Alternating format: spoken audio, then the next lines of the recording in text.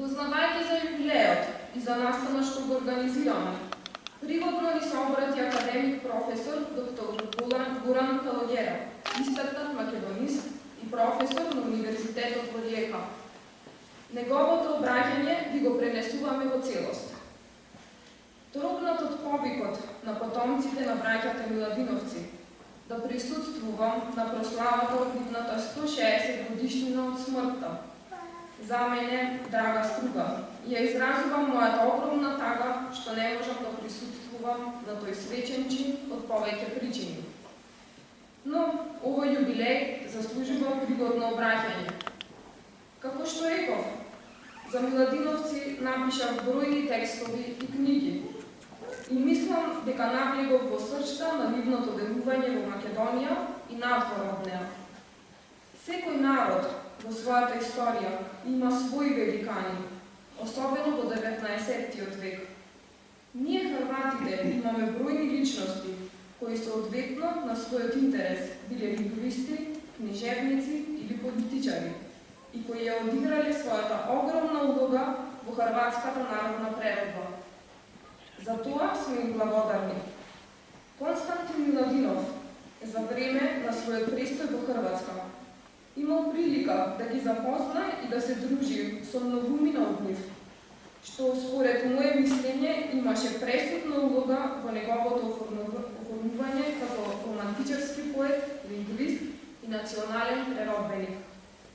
Во сите своји писма од Русија до пријателите во Македонија, тој се декларира како македонец.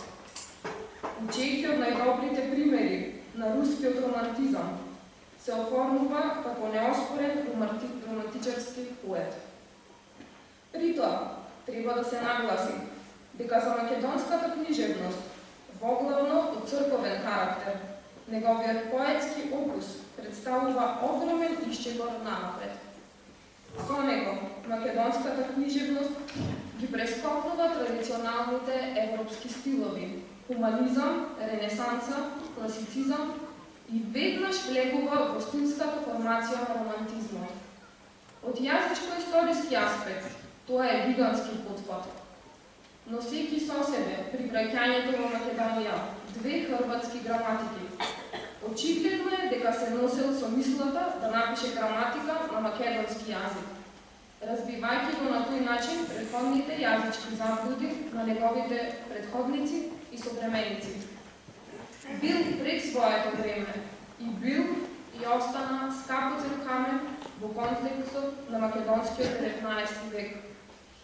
Неговиот брат Димитрија му бил потпора, стена на која можел да ги разработи и реализира своите идеи, што ги следеле многумина. Димитрија можеме да го поврземе со бројни хрватски народни творци од времето на националната преродба, кои со својата трудолюбивост и залагање го многу помогнале да се реализираат гаевите идеи. Димитрија бил народен трибун, човек од народот, политички агитатор, школски реформатор, кој навистина не ја поседувал Константиновата самосвест. Но да не умреле, односно да не биле убиени, нивните ставови би се вравновеселили и Македонија би имала можност да влезе во периодот на национална преродба. Независно од тоа, нивното дело, Димитриевиот колекционерски, педагошки, реформаторски и политички хабитус, заедно со гениалноста на младиот Константин, кој на пат кон смртта заминува како оформен интелектуалец од европски, представуваат исклучителен културолошки, книжевен, јазички и политички чин, кој секогаш треба да се слави и почитува.